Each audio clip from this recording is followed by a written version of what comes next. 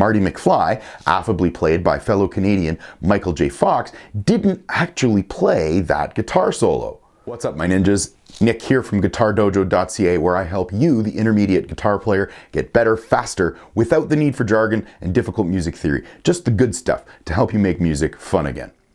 So, it's probably the most common question on the internet forums and Facebook guitar groups: who inspired you to play guitar?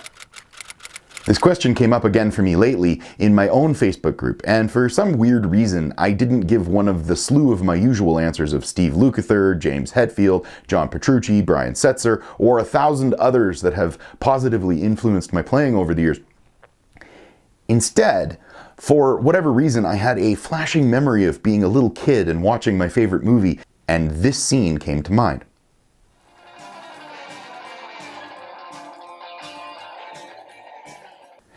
And I got thinking about it. This moment with Marty McFly playing a ripping version of Johnny B. Goode came flooding back. The toe-tapping groove, the awesome licks, the killer tone, and what to me at the time looked like the coolest rock and roll moves of all time. If I go back and think about it really hard, this moment was actually the moment for me that literally changed my life.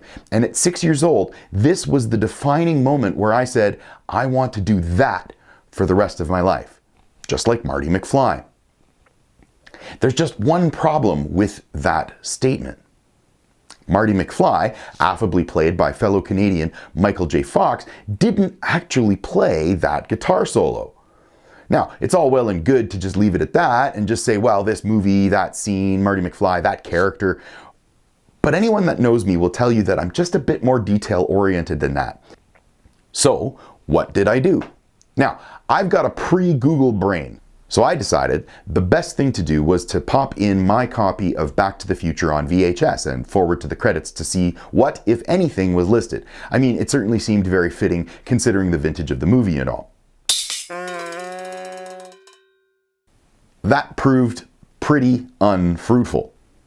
So at this point I realized I should probably just be using Google and perhaps look up the soundtrack credits. That led me to Wikipedia, and that was an equally frustrating dead end.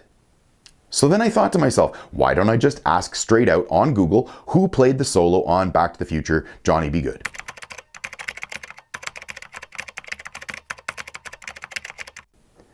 Turns out, Michael J. Fox actually did learn how to play the solo to Johnny B. Goode, at least in a mimed kind of way, so that the camera could cut to his hands playing, and he was coached or taught how to play the song by a fella named Paul Hansen, who appears in the movie as the bass player for the Pinheads, which was Marty's band from the high school dance band audition scene at the very beginning of the movie.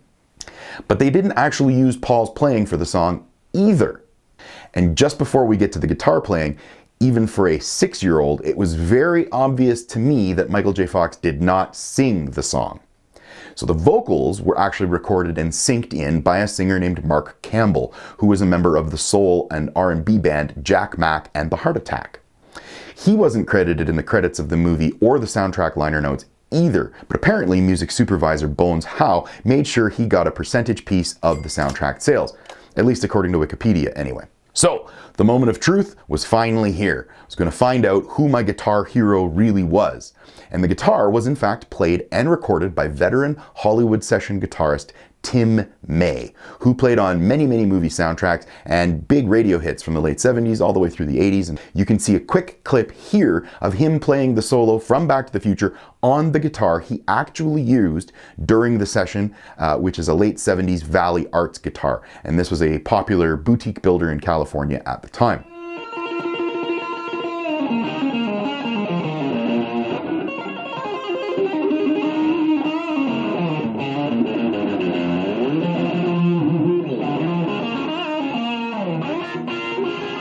And that video was actually from a listing from an auction of screen-used props in 2014 where the guitar was for sale. I'm not sure if it was actually sold, but I can only assume that it did. So now I know. The man, the myth, the legend, the person who actually inspired me to play guitar was in fact Tim May. Who was it that inspired you to play? Someone famous? Someone not so famous? Maybe your aunt, your uncle, your mom, your dad. I'd love it if you left me a little note below and told me who it was and any little sort of story attached to it. History and story matters, especially when it comes to music. Never forget your roots and never stop looking for the truth in your playing. As always, I've been here and you've been wonderful. See you next time.